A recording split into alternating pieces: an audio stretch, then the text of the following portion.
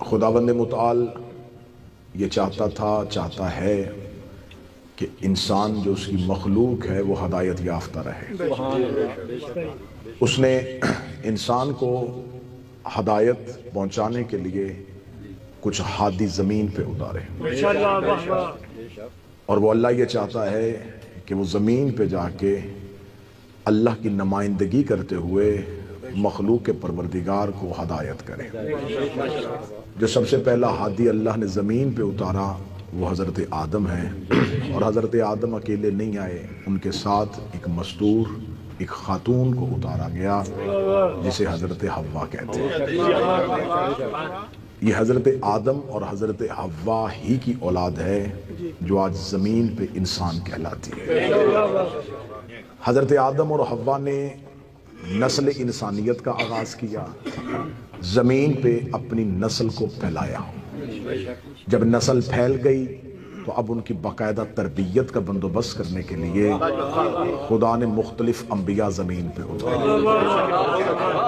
پھر حضرت ابراہیم آئے اور انہوں نے اس بکھری ہوئی انسانیت کو ایک ملت کی صورت میں اکٹھا کیا۔ جب انہوں نے ملت بنائی تو پھر ایک مستور ساتھ تھی جسے ہاجرہ کہتے ہیں۔ جناب ہاجرہ اور حضرت ابراہیم نے ملت کو اکٹھا کرنے میں اپنا کردار ادا کیا۔ آج آپ حج کے لیے جائیں تو حج کی زیادہ تر عبادات کا تعلق بی بی ہاجرہ سے ہے۔ حضرت ہاجرہ ہی کی سر سے جو ردا اتار کے کعبہ پہ رکھی تھی آج وہ غلاف کہلاتی ہے، جو صفا و مروہ پہ دوڑی تھی وہ صحیح کہلاتی ہے۔ تو یہ ساری عبادات جو ہیں ان کا تعلق حضرت ابراہیم اور حضرت ہاجرہ کے ساتھ ہے۔ پھر جب ملت بن چکی تھی تو پھر خدا نے جیسے ہی اس ملت کو آگے پھیلایا تو پھر خدا نے ہر حجت کے ساتھ ایک باعزت مستور کا کردار بھی زندہ رکھا۔ اب تمہید میں اتنا وقت ضائع نہیں کروں گا، چاہے وہ حضرت موسیٰ کے ساتھ آسیہ ہو، جناب عیسیٰ کے ساتھ مریم ہو، تو ہر مستور کا ایک کردار ملے گا۔ اب عرب کے ریگزار میں جب ہمارے نبی نے کلمہ حق بلند کیا تو ابو طالب کے ساتھ بی بی خدیجہ کا کردار ملا، جس نے اپنے مال کے ساتھ، اپنی دولت کے ساتھ اس دور کے ماحول میں اسلام کو مضبوط کیا۔ بعد از حضرت ابو طالب اور بعد از ملیکۃ العرب دو شخصیات پھر سامنے آئیں، ایک ابو طالب کا بیٹا اور ایک خدیجۃ الکبریٰ کی بیٹی۔ حضرت اللہم حضرت ابو طالب اور جناب ملیکۃ العرب جب اسلام کو مضبوط کر چکے اور رسول ان دونوں ہستیوں کے جانے کے بعد مکہ چھوڑ چکے تھے، اب جب وہ مدینہ سے واپس مکہ پہنچے تو اب وہ مظلوم مکہ بن کے نہیں، فاتح مکہ بن، فاتح مکہ کی حیثیت سے وہ مکہ میں داخل ہو چکے تھے۔ جب وہ مکہ میں داخل ہو چکے تھے تو اب مکہ والوں کے لیے یہ امتحانی کیفیت تھی کہ جسے پتھر مار کے نکالا تھا، جس کے رستے میں گندگی پھینکی تھی، جس کے رستے میں کانٹے بھی چھائے تھے، آج وہ ایک مملکت کا مالک بن کے مکہ والوں نے سمجھا کہ شاید کوئی سلطان وقت، کوئی بادشاہ وقت آ رہا ہے، لیکن وہ رحمت للعالمین تھے۔ ان کا قافلہ رات کی تاریکی میں مکہ کے باہر جا کے رک گیا، مکہ میں ہلچل مچ گئی اور لوگوں نے اپنے گھروں کے دروازے بند کر دیے خوف کے عالم میں کہ آج بدلہ دینے کا وقت آ گیا ہے، جس نے جو جیسی مصیبت کی تھی اسے اس کا ویسا ہی سزا ملے گی۔ مکہ کے دروازے بند ہو گئے، لیکن یہ تاریخ انسانیت نے پہلی بار منظر دیکھا تھا کہ جس نے بدلہ لینا تھا وہ اس وجہ سے شہر کے باہر رک گیا کہ ابھی شہر والے سوئے ہوئے ہیں۔ تمہید میں آپ ساتھ دیں گے تو نتیجہ آپ کی سوچوں سے وہ اس لیے رک گئے کہ شہر کے لوگ سوئے ہوئے ہیں، ان کے آرام میں خلل نہ آئے۔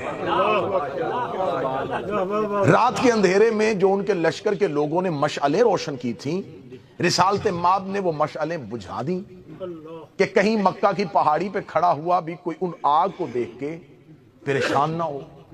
لہٰذا ان کو سکون سے رات گزارنے دیں اور صبح کو وہ کائنات کا سب سے بڑا فاتح اعظم سفید پرچم لے کے مکے میں داخل ہو، جو اس دور میں امن کی علامت تھا، اور مکہ میں داخل ہوتے ہی اپنے لشکر والوں کو کہہ دیا تلواریں نیاموں میں رہنی چاہیے، نیزیں آپ کے اندر ہونے چاہیے، گھوڑا آپ نے دوڑانا نہیں ہے، اونچی آواز میں آپ نے بولنا نہیں ہے، کسی کا دروازہ آپ نے توڑنا نہیں ہے، انتہائی عزت و احترام کے ساتھ مکہ کی گلیوں سے گزرو، کیونکہ یہ مکہ والوں کا شہر نہیں، میرے باپ دادا کا شہر، یہ ہاشم کا شہر ہے، یہ عبد مناف کا شہر ہے، یہ عبد المطلب کا شہر ہے، یہ ابو طالب کا شہر ہے، لہٰذا اپنے آبائی وطن میں کچھ بھی ایسا نہیں ہونے دوں گا، اور مکہ کے مرکزی چوک میں جا کے اعلان کر دو کہ آج سب کے لیے معافی کا دن ہے، آج کسی سے کوئی بدلہ نہیں لیا جائے گا، آج کسی کو کچھ نہیں کہا جائے گا، بڑے آرام سکون سے جیسے اپنی معمولات زندگی ہیں ویسے گزارو۔ رحمت للعالمین نے دربار سجا لیا، رسول بیٹھ گئے۔ اب مکہ والوں کی اکثریت خوف کی وجہ سے اور ایک اقلیت نبی کے اس اخلاقی کردار کی وجہ سے دربار رسالت میں پیش ہوئی۔ لفظ سمجھیے گا، اکثریت جو تھی وہ خوف کی وجہ سے، اقلیت محبت کی وجہ سے رسول کے دربار میں آئی۔ اب ساتھ کھڑے ہوئے غلام تعارف کروا رہے تھے، جب کوئی سامنے کھڑا گیا، یا رسول اللہ یہ وہ ہے جو آپ کے خلاف نازیبہ اشعار کرتا تھا، اسے معاف کرو۔ یا رسول اللہ یہ وہ ہے جس نے پہلی بار آپ کے رستے میں کانٹے بچھائے تھے، اچھا چلیں اسے بھی معاف کرو۔ یا رسول اللہ یہ وہ ہے جس نے مسجد میں آ کے جب آپ نماز پڑھ رہے تھے تو آپ کے اوپر گندگی پھینکی تھی، اچھا چلیں اسے بھی معاف کر دو۔ یہ وہ ہے جو شیب ابی طالب میں آپ کے پیچھے جا رہا تھا، اچھا اسے بھی معاف کر دو۔ صبح سے لے کے شام تک رحمت عالمین مسکرا کے معاف کرو، اسے بھی معاف کرو، اسے جاؤ میں نے تمہیں معاف کیا، جاؤ میں نے تمہیں معاف کیا، جاؤ میں، یہ صدا مسلسل گونج رہی تھی، جاؤ میں نے تمہیں معاف کیا، جا میں نے تمہیں معاف کیا، جا میں نے تمہیں معاف کیا۔ جب مکہ کی گلیوں میں یہ بات پھیل گئی، وہ تو کسی کو کچھ بھی نہیں کہہ رہا، سزا دے ہی نہیں رہا، وہ تو معاف کیا، جا میں نے تجھے معاف کیا، جا میں نے تمہیں۔ شام کے وقت مکے کا ایک سردار، نام اس کا ابو سفیان ہے، وہ رحمت للعالمین کی بارگاہ میں پیش ہوا، اور بارگاہ رسالت میں جب آیا تو اب اس کے ذہن میں بھی یہ تھا، یہ مجھے بھی کہہ دے گا جا میں نے تجھے معاف کیا۔ جو ہی رسول کا اور اسلام کا سب سے بڑا دشمن نبی کی آنکھوں کے سامنے آیا، لوگوں نے کہا یا رسول اللہ یہ بھی معافی کا درخواست گزار ہے۔ اب رحمت للعالمین کے اہل سنت شیعہ تواریخ کا میزان، رسالت امام نے اس کی طرف یوں دیکھا، اب چہرے پہ مسکراہٹ نہیں آئی، اب رحمت کے چہرے پہ جلال چمکا، اور کہتے جا میں نے تجھے آزاد کیا۔ لے تمہید مکمل ہو گئی، تمہید مکمل ہو گئی، یہاں تک آپ نے میرا ساتھ دیا، میں آپ کا شکر گزار ہوں۔ آپ نے انتہائی عمدہ طریقے سے تمہید کو سنا، تمہید مکمل ہو گئی۔ رحمت للعالمین نے یہ نہیں کہا جا میں نے تجھے معاف کیا، جا میں نے تجھے آزاد کیا، میں نے تجھے آزاد کیا۔ یہ دراصل بہت بڑا انتقام تھا کسی سردار کے لیے، کسی رئیس کے لیے، کہ اسے یہ جملہ کہا جائے جا میں نے تجھے آزاد کیا۔ اور اس نے اس بات کا بعد میں بہت دفعہ اظہار کیا تھا کہ کاش فتح مکہ کے روز عبداللہ کا بیٹا مجھے قتل کر دیتا۔ اس نے یہ جملہ کہہ کے میری نسلوں کو بھی قید کر دیا ہے۔ اس نے کہا جا میں نے تجھے آزاد کیا۔ پھر اس کے بعد وہ مکے کی گلیوں میں جب بھی پھرتا تھا، مکے کے بچے کہتے تھے یہ ہے وہ جسے مصطفیٰ نے آزاد کیا، یہ ہے وہ جسے پیغمبر نے آزاد کیا۔ مکہ اس کے لیے رہنا قیامت ہو گیا۔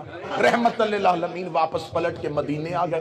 اس نے اپنی نسل سے کہہ دیا کہ اب مکہ تمہارے رہنے کے قابل نہیں، جتنی دیر زندہ رہو گے ذلت کی زندگی جیو گے، کیونکہ مکہ کا جو سب سے بڑا خاندان تھا بنو ہاشم، اس کے ایک فرزند نے بنی امیہ کے سردار کو کہا ہے جا میں نے تجھے آزاد کیا۔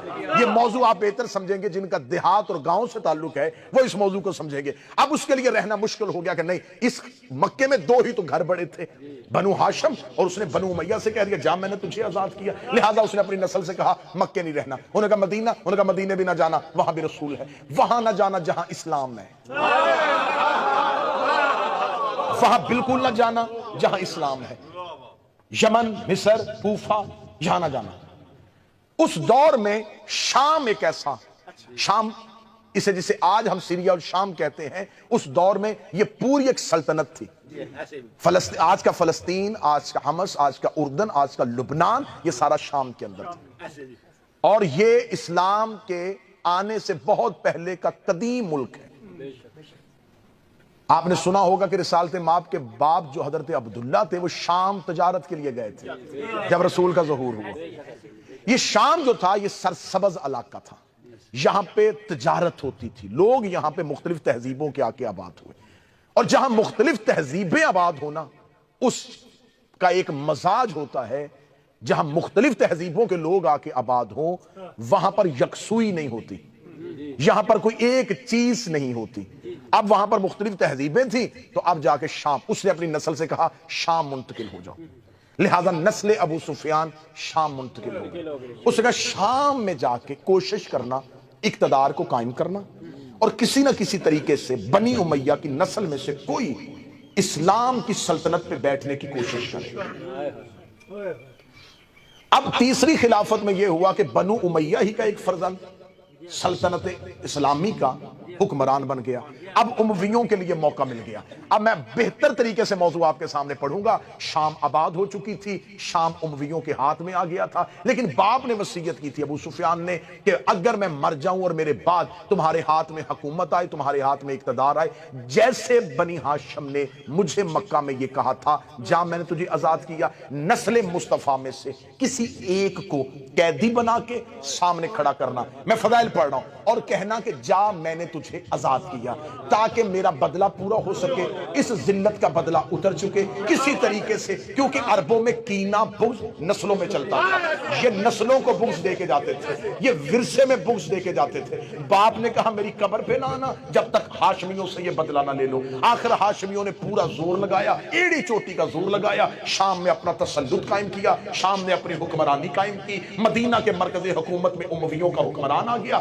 اب انہوں نے کوشش کی مدینہ بھی ہمارے پاس آ گیا، شام بھی ہمارے پاس آ گیا، اب ہم آل رسول کو، اہل بیت کو کوئی چیلنج کرتے ہیں۔ انہوں نے امیر المومنین کے دور حکومت میں بڑی کوشش کی کہ علی کو کسی طریقے سے شام لے کے آئیں، لیکن امیر المومنین کوفہ پہنچے، کبھی جمل میں انہیں شکست دی، کبھی صفین میں انہیں شکست دی، کبھی نہروان میں انہیں شکست دی۔ دور امیر المومنین گزر گیا، یہ علی سے وہ بدلہ نہ لے سکے۔ پھر آ گیا امام حسن کا دور، انہوں نے کہا ہم حسن کو شام لے کے آئیں گے، میرے مولا حسن نے ایک معاہدہ لکھ کے ان کی سازش کو وہی ختم کر دیا۔ ادھر آ گیا مولا حسین کا دور، ادھر معاویہ بن ابو سفیان مر گیا۔ یزید نے تخت پہ بیٹھتے ہی کہا میرے دادے کی وصیت تھی، میرے باپ کی حسرت تھی، نہ دادے کی وصیت ابھی تک پوری ہوئی نہ باپ کی حسرت پوری ہوئی، 70 سال ہو گئے ہیں ہم انضمام میں اقتدار کو سنبھالے ہوئے، اب میں کوئی دیر نہیں کروں گا، اب میں ہاشمیوں سے بدلہ لوں گا۔ انہوں نے امام حسین سے بیعت کا مطالبہ کر لیا۔ حسین مکے پہنچے، اس نے حاجیوں کے لباس میں قاتل بھیجے، حسین وہاں سے بھی چل پڑے، حسین اس کی سازش کو دیکھتے رہے، حسین کربلا میں آ کے سو گئے۔ اس نے عمر ابن سعد کو یہ پیغام بھیجا تھا کہ کسی ایک ہاشمیوں کے مرد کو زندہ بچا کے شام لے کے آؤ۔ تو نے اب ذرا ذہن میں رکھیے گا، میں تاریخ آپ کو سنا رہا ہوں، جن بھیڑیوں نے علی اصغر نہیں چھوڑا انہوں نے سجاد زندہ کیوں رکھا؟ کیونکہ حکم یزید تھا کہ نسل حسین میں سے ایک بیٹا قیدی بنا کے شام لے کے آؤ تاکہ میں باپ کی وصیت، دادے کی وصیت پوری کر سکوں۔ ادھر سید الساجدین کربلا سے، میں فضائل پڑھ رہا ہوں، کربلا سے چل پڑے۔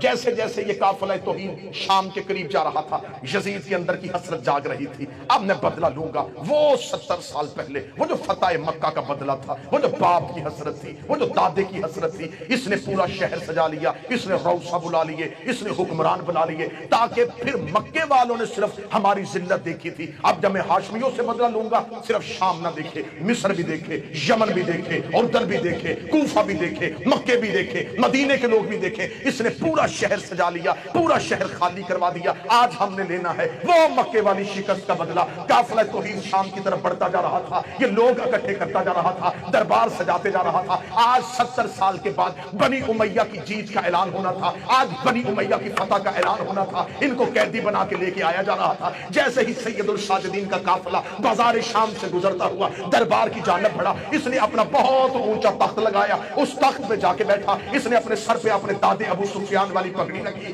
اس نے گلے میں سونے کا ہار پہنا، اس نے اپنے پورے شاہانہ پروٹوکول کے ساتھ دربار میں بیٹھ کے کہا اب میں وہی فتح مکہ والا بدلہ لوں گا۔ ادھر سید الساجدین کا پہلا قدم دربار کے اندر داخل ہوا، اس نے کہا حسین کے بیٹے کو میرے آگے لے کے آؤ۔ ادھر سید الساجدین چلتے چلتے 17 سیڑھیاں اس کا تخت تھا، اس کے تخت کے نیچے جا کے سجاد کھڑے ہوئے، جو ہی سجاد کھڑے ہوئے اس نے کہا اب لوں گا بدلہ. اس کے دل میں وہ 70 سال والی حسرت لفظ بن کے جاگتی ہوئی اس کے حلق میں آ گئی. اب اس کے حلق میں جملہ رکا ہوا تھا کہ میں وہی جملہ پلٹاؤں گا, جا میں نے تجھے آزاد کیا, جا میں نے تجھے آزاد کیا. یہ جملہ اس کے حلق سے نکل کے اس کی زبان کی نوک پہ تھا. اس کا پھیپھڑا لفظ بنانے کے لیے ابھی ہوا بنا رہا تھا. یہ سجاد کے کاندھے پہ ایک مستور کا ہاتھ آیا. شہزادی نے سجاد کو پیچھے کیا, پیچھے کر کے کہتی یبنہ تلکا, وہ ہمارے آزاد کردہ غلام.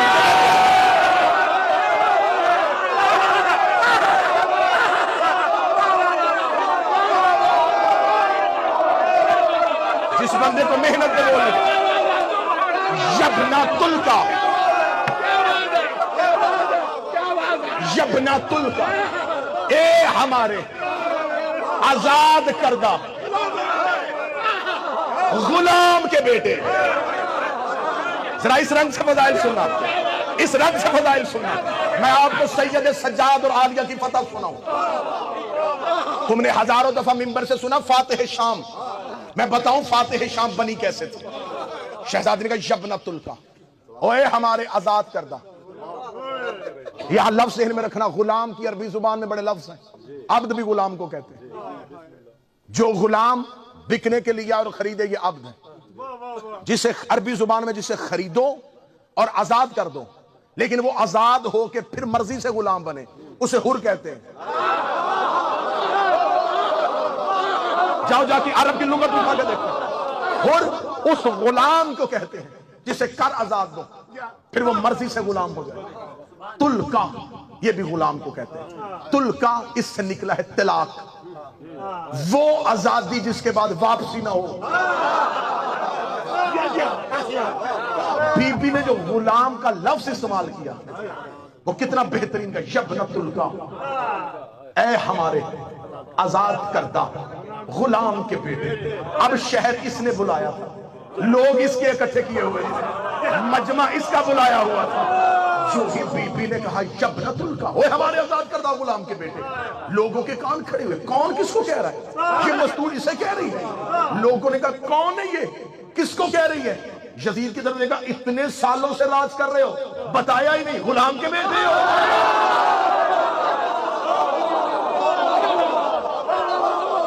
اتنے سالوں سے تخت پہ بیٹھے ہوئے ہو, راج کر رہے ہو, بتایا ہی نہیں, مکے میں غلام تھے. بی بی نے کہا یبنہ تلکا. اب دیکھنا حسب جو ہوتا ہے نا, اور حسب اور نسب یہ دو طریقوں سے چلتا ہے, باپ سے بھی اور ماں سے بھی. کچھ ایسے لوگ ہوتے جیسے نوح کا بیٹا, باپ نبی تھا, ماں کا کردار ٹھیک نہیں تھا. لوط نبی تھا, ماں ٹھیک نہیں تھی. یہ نہج البلاغہ کی بیٹی بول رہی ہے. بی بی نے دیکھے یبنہ تلکا, اوے ہمارے آزاد کردہ غلام کے بیٹے. اس سے پہلے کہ عرب والوں کے ذہنوں میں دوسری بات آتی, ہو سکتا ہے باپ غلام ہو اور ماں ہی کسی اچھے خاندان سے ہو, اگلی سطر میری شہزادی کے نہ ہو, میں زبان کاٹ کے پھینک دوں گا. یبنہ تلکا, اوے ہمارے آزاد کردہ غلام کے بیٹے. کہنے کا یبنہ زرکا, اوے جھنڈے والی عورت کے بیٹے. بد کردار ماں کی اولاد, اے بد کردار ماں کی اولاد. یبنہ تلکا و یبنہ زرکا, اے بد کردار ماں کی اولاد, اے ہمارے آزاد کردہ غلام کے بیٹے. تو کیا سمجھتا ہے, تو نے ہمیں قید کیا. دربار اس کا, لوگ اس کے اکٹھے کیے ہوئے. اب دربار میں مجمع اس کا, خطیبہ ہے علی کی, آدم کے ساتھ حوا, لیکن آدم اور حوا نے نسل پھیلائی, ابراہیم اور حاجرہ نے ملت بنائی, ابو طالب و خدیجہ نے اسلام کو بنایا, علی اور سیدہ نے اسلام کو پھیلایا, زینب و سجاد نے اسلام کو بچایا. نہ سمجھنا, میں منت کر کے کہہ رہا ہوں, کبھی ان زاویوں سے سمجھا کرو اہل بیت کو. آپ کو ممبروں سے بتا دیا جاتا ہے یہ پھپھی بھتیجے کے ساتھ نہیں گئی, کربلا میں بہن بھائی کے ساتھ نہیں ہے. مولا فرماتے ہیں کہ تو ہم تمہارے لیے رشتوں کے نام رکھتے ہیں, یہ تمہاری پہچان کے لیے رکھتے ہیں. یہ اصغر ہے, یہ اکبر ہے.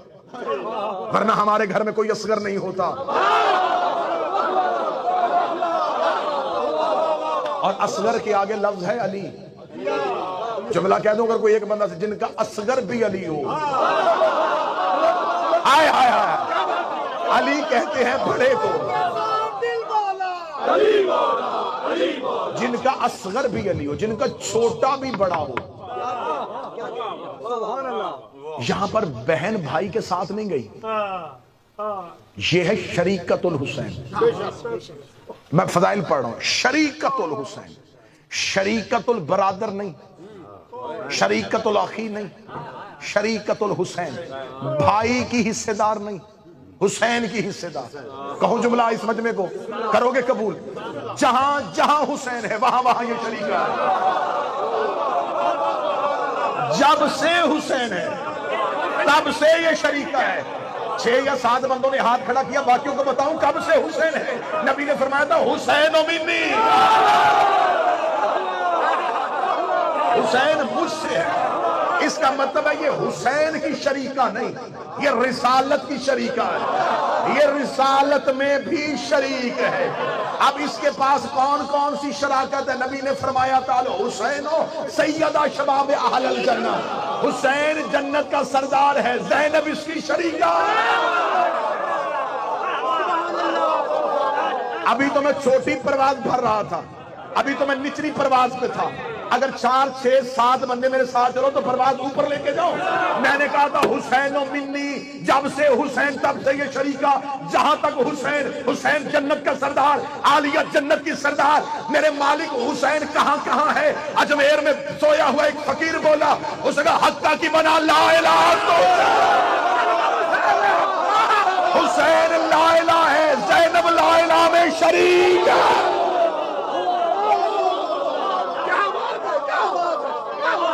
کلمے میں شریک ہے, کلمے میں شریک ہے. یہ ہے شریکت. اس انداز سے کبھی سننا, یہ شہزادی بہن بھائی کے ساتھ نہیں, حجت کی ضرورت بن کے گئی. امامت کی ضرورت کا نام عالیہ ہے. چلو تمہارا حق بنتا ہے کہ جنہوں نے اتنی محبت سے ہاتھ کھڑے کیے, میں اگلا معرفت کا موتی بھی تمہیں دوں. قوانین ہوتے ہیں حجت کی دنیا میں, قوانین ہوتے ہیں. حجت کی دنیا کا قانون ہے کہ اگر ایک وقت میں 2 حجتیں ہوں, ایک خاموش رہے گی, ایک کلام کرے گی. حضرت ابراہیم, حضرت اسماعیل ایک دور ہے. ابراہیم کلام کرے گے, اسماعیل خاموش رہے. یعقوب کلام کریں گے, یوسف خاموش رہے. موسیٰ کلام کرے گا, ہارون خاموش رہے. مصطفیٰ کلام کریں گے, مرتضیٰ خاموش رہے. مرتضیٰ کلام کریں گے, حسن خاموش رہیں گے. حسن کلام کریں گے, حسین خاموش رہیں گے. آخری بندے تک جس کے حصہ ہے وہ جملہ لے جائے گا. ہر دور میں ایک حجت بولتی ہے اور دوسری خاموش ہوتی ہے. یہ قانون کسی شاعر کا بنایا نہیں, اللہ کا بنایا ہوا ہے. اور اللہ نے آدم سے شروع ہوا ہے کہ ہر دور میں اگر 2 حجتیں ہوں گی, ایک حجت کلام کرے گی, ایک حجت خاموش رہے گی, ایک حجت بولے گی, دوسری حجت چپ رہے گی. کہاں جا کے دنیا کو علی کی بیٹی سناؤ. شام کے بازار میں 2 حجتیں خاموش تھی, زینب بول رہی.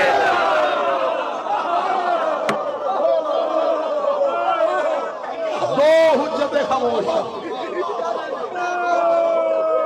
2 حجتیں خاموش ہیں اور عالیہ بول رہی ہے. کیونکہ ان ہستیوں کے فضائل پڑھے ہی نہیں جاتے. ان کی زندگی میں صرف مصائب پڑھ کے میں ان کے مصائب میں سے فضائل نکال کے سنا رہا ہوں. آپ جذبات پہ قابو رکھیے گا ورنہ مجھے مجبوراً مصائب کی طرف آنا پڑے گا. یہ ہے علی کی بیٹی, 2 حجتیں, دونوں وقت کے امام. ایک دور کا امام, ایک آنے والا امام. 2 امام تھے خاموش. خطبہ کس نے دیا؟ شہزادی نے. کوفہ میں خطبہ کس کا؟ عالیہ کا. شام میں کس کا؟ عالیہ کا. دربار میں کس کا؟ عالیہ کا. 19 خطبے ہیں کوفے سے لے کے شام تک, علی کی بیٹی نے دیے ہوئے. علی کی بیٹی نے خطبہ دیا. اب یہ مجمع مجھے بول کے بتا, میں معرفت کا موتی تمہارے حوالے کروں. جو شام میں سیدہ سے خیرات میں ملا ہے, مجھے بول کے بتاؤ یہ شہزادی نے بازاروں میں خطبے دیے تھے, یہ کس کے لہجے میں دیے تھے؟ علی کے لہجے میں, علی کے لہجے میں, علی کے لہجے میں. مجھے عزت منبر کی قسم ہے, مجھے علی کا لہجہ 2 ہی جگہوں پہ نظر آیا ہے. یا معراج پہ اللہ علی کے لہجے میں بولا تھا, یا بازار میں زینب علی کے.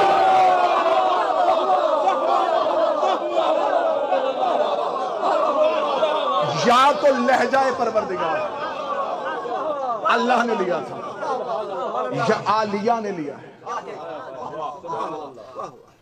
ان کی زندگی کے مصائب میں سے فضائل نکال دیں.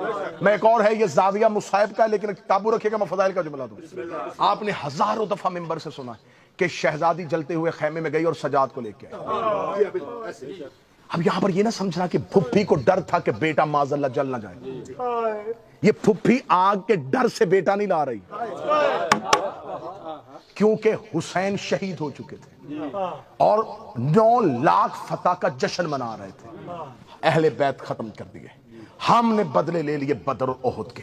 خیام میں آگ لگی، جلتے ہوئے خیمے کو اللہ نے خود سجاد کو رکھا. اس سے پہلے ایک نبی گیا تھا جلتی آگ میں،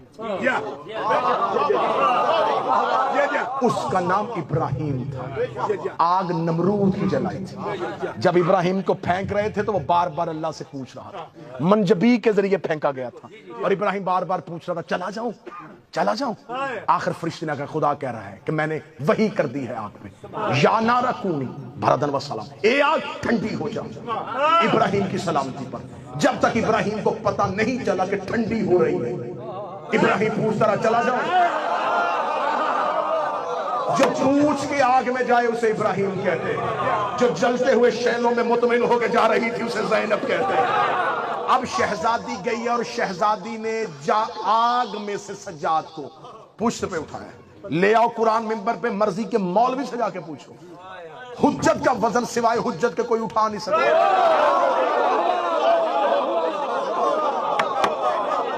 فتح مکہ پہ رسول نے کاندھے جھکائے، علی میرے کاندھوں پہ آ، کعبے کو بتوں سے پاک کر.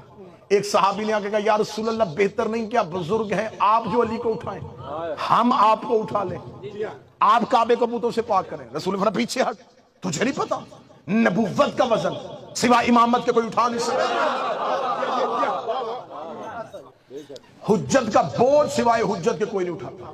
امامت کا میرے پاس اتنے واقعات ہیں اس کی دلیل کے لیے. حضرت عباس ابن عبد المطلب رسول کا امامہ سر پہ نہیں رکھ سکے تھے اور مولا امیر المومنین نے حسین کے سر پہ رکھ دیا تھا اور جناب عباس ابن عبد المطلب سے کہا تھا یہ نبوت کا بوجھ ہے سوائے امامت کے کوئی نہیں اٹھا سکتا، کیونکہ حجت کا بوجھ حجت اٹھاتی، حجت کا بوجھ حجت اٹھاتی ہے. 9 لاکھ شادیانے بجا رہے تھے کہ ہم نے حسین قتل کر دیا، اب امامت کا سلسلہ منقطع کر دیا. بی بی نے سجاد کو اپنی یوں پشت پہ رکھا اور رسول نے غدیر میں علی کا ایک ہاتھ اٹھایا تھا، زینب نے شام غریبہ سجاد کے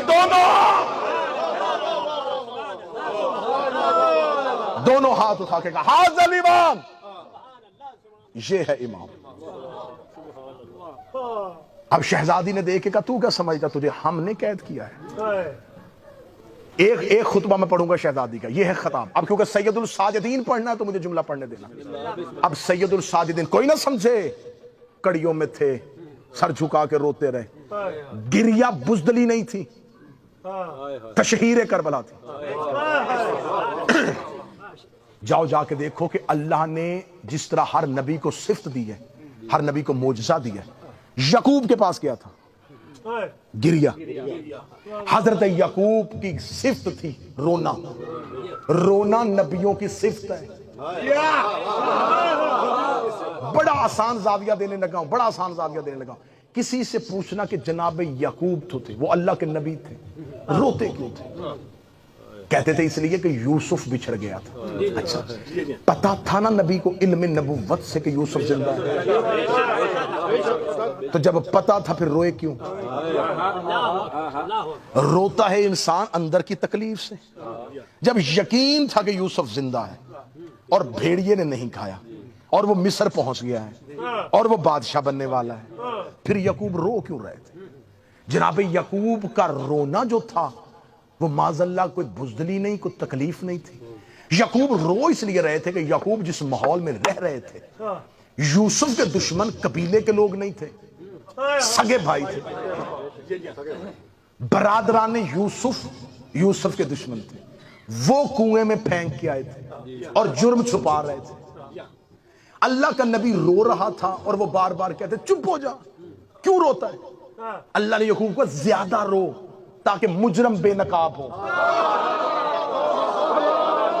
کوئی بندہ ہے جو سجاد سننے کے لیے آئے؟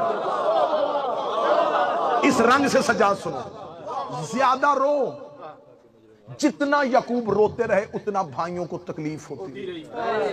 کیوں تکلیف کیوں ہوتی تھی؟ یعقوب صبح اٹھتے رونا شروع کر دیتے، اور گھر میں نہیں روتے تھے، بازار میں جا کے، بازار میں جا کے رونا۔ بھائیوں نے آ کے ایک دوسرے سے کہا نا وہ پھر گلی میں رو رہا ہے، روتے تھے، لوگ گزرتے تھے، کیوں رو رہا ہے؟ میرا یوسف، میرا یوسف، میرا یوسف۔ مجرم ڈر گئے کہ ایسے اگر روتا رہا ایک دن کہانی کھل جائے گی کہ ہم نے کیا کیا تھا۔ قرآن میں اس قصے کو پورا لکھا، اور خدا نے کہا تھا، خدا نے قرآن میں کہا ہے ھذا احسن القصص، یہ قصوں میں سے، ھذا احسن القصص، یہ قصوں میں سے بہترین قصہ ہے، اسے بار بار پڑھا کرو۔ اللہ نے قرآن میں واقعات کتاب موٹی کرنے کے لیے نہیں لکھے، نصیحت کے لیے لکھے، بار بار اس قصے کو دہرایا۔ اور ایک یہاں پر ایک اور بھی ہے، جب جناب یوسف مصر میں بادشاہ ہو گئے تھے اور بھائی آئے تھے، اور بھائیوں کو نہیں پتا تھا کہ یہ یوسف ہے، انہوں نے یہی سمجھا کہ یہ مصر کا بادشاہ ہے اور اس سے ملنے کے لیے آئے۔ تو جب آئے تو جناب یوسف نے ایک کمرے میں، جس کمرے میں ان کا دسترخوان لگایا تھا، وہاں ایک شخص کو کہا کہ مصور کے کہا کہ دیوار پہ ایک تصویر بنا۔ اس میں تصویر میں عکس دکھا کہ ایک کنویں کے اندر کچھ لوگ ایک بچے کو پھینک رہے ہیں، اور اس تصویر کے آگے پردہ لگا دیا۔ تصویر مصور نے بنائی اور جناب یوسف نے پردہ لگوا دیا۔ جب بھائی دسترخوان پہ بیٹھ گئے اور یوں کہ آج شاہی کھانا کھائیں گے، یوں ہاتھ میں لقمہ تھا، یوسف نے غلام سے اشارہ کیا، پردہ ہٹا۔ جیسے ہی پردہ ہٹا تصویر پہ نظر پڑی، تفسیریں کہتی ہاتھ سے لقمے گر گئے۔ یوسف نے کہا کھاتے کیوں نہیں؟ کہتے ہیں اس کے آگے پردہ کر دیں، جہاں پردہ لٹکا تھا لٹکا دیں۔ بڑے دھیمے لہجے میں اونچی بات قرآن سے کرنے لگا، وہ تصویر حقیقت نہیں تھی، وہ شبیہ تھی۔ شبیہ سامنے آئے، قاتل کو جرم یاد آ رہا، شبیہ دیکھ کے نکاح نہیں ٹوٹتا، بندوں کو جرم یاد آ جاتا۔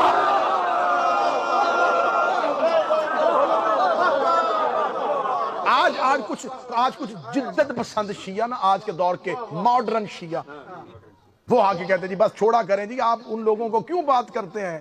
آخر نبی کی کوئی نہ کوئی رشتہ داری تو ان کے ساتھ تھی، اس رشتہ داری ہی کو دیکھ لیں۔ آؤ میرے سامنے آنکھوں میں آنکھیں ڈالو، یوسف کے بھائیوں کی 3 نبیوں سے رشتہ داری تھی۔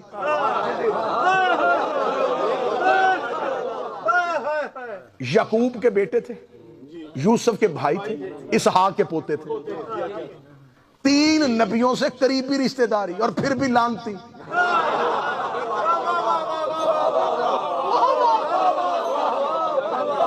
اچھا مجھے کوئی بندہ یہ بھی ثابت کر دے کہ برادران یوسف نے کلمہ نہ پڑھا؟ کلمہ بھی پڑھا، تھے بھی یعقوب کی شریعت پہ اور یعقوب کے مذہب پہ اور یعقوب کے دین پہ، پھر بھی لعنتی ہو گئے۔ برادران یوسف کلمہ پڑھنے کے باوجود لعنتی کیوں ہیں؟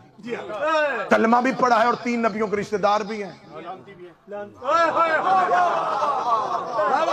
اور نہیں جی ہمارا ممبر آل محمد کے لیے ہے جی۔ جس بندے کو کوئی نہ سمجھ آتی یاسر بھائی، وہ کہتا جی اپنوں کے فضائل پڑھو، ہمیں ضرورت کیا ہے جی، سانوں کی ضرورت ہے دوسرے نے چھیڑ دی، اپنے آدھے فضائل پڑھو۔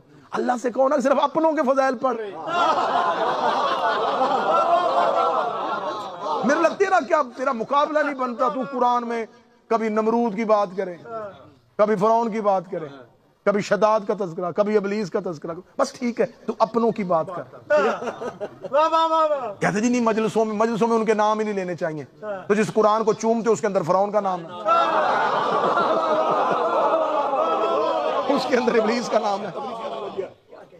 تو اب خدا نے اس وقت تک محبت نہیں رہتی جب تک دشمن سے نفرت نہ ہو۔ اب برادران یوسف کس بات کا لڑائی کس بات کی تھی؟ مسلمان بھی تھے، صاحب کلمہ بھی تھے، اور 3 نبیوں کے رشتہ دار بھی تھے۔ ایک جرم ان کو کھا گیا، وہ یوسف سے حسد کرتے تھے، کیونکہ نبی کرتا تھا یوسف سے پیار۔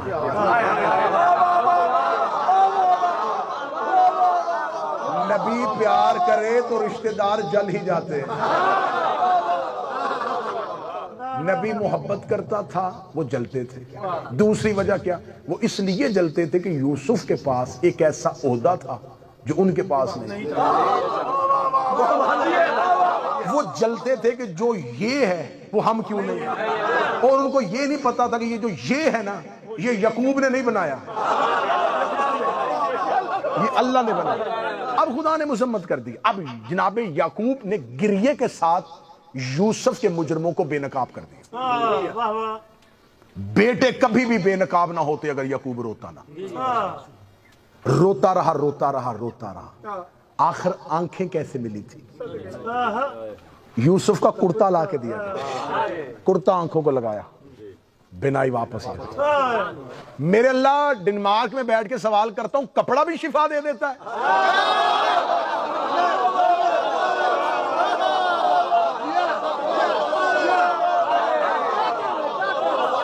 میرے اللہ کپڑا اللہ تو نہیں ہے، یہ کپڑے نے نبی کو آنکھیں کیسے دے دی؟ نبی کو، امتی کو نہیں، نبی کو۔